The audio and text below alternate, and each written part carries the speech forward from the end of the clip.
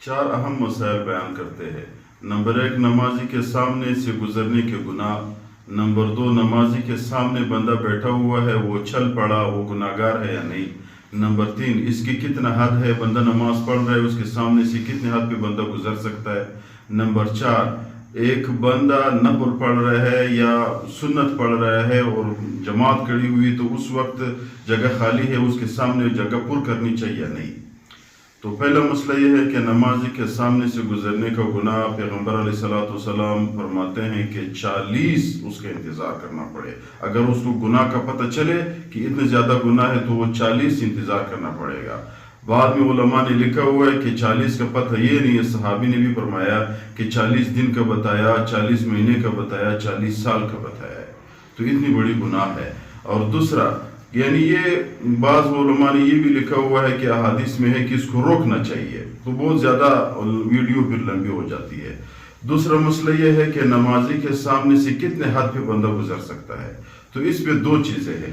पैगम्बर अलैहिस्सलाम ने फरमाया कि भाई नमाजी के सामने से न गुजरे। उलमा ने लिखा हुआ है कि सामने का मतलब है सजदे और क़ियाम के दरमियान जो जगह है, इसके दरमियान बंदा अगर गुजर गया तो गुनाहगार है। आगे से बस मुख्तसर ये कि आगे से अगर सुथरा लगा हुआ है, कोई लकड़ लगाए या कोई ऐसा चीज लगाए कि दूसरे बंदे को पता चले कि भाई बंदा नमाज पढ़ रहा है, तो सुथरा लगा हुआ है, सुथरे के सामने से बंदा गुजर सकता है। अगर सुथरा नहीं लगा हुआ है तो उलमा ने लिखा है 40 गज चाहिए, कि 40 गज के फासले पे बंदा गुजर सकता है। ये बड़ी मस्जिद में खुलासा ये आसान मसला बयान करते हैं, वो ये कि 3 सफ बंदा नमाजी के सामने से गुजर सकता है।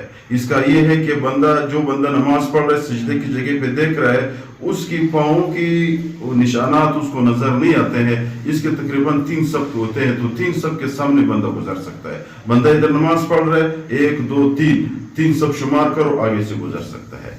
चौथा मसला कि भाई अगर कोई बंदा नमाजी के सामने बैठा हुआ है तो बैठे शख्स गुजरने में नहीं आता।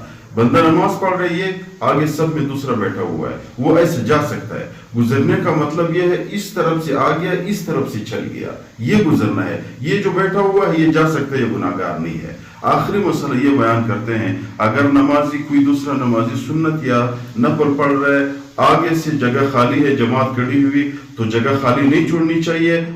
दूसरा बंदा आकर के उसके सामने खड़ा हो जाए, अपने सब मुकम्मल करनी चाहिए।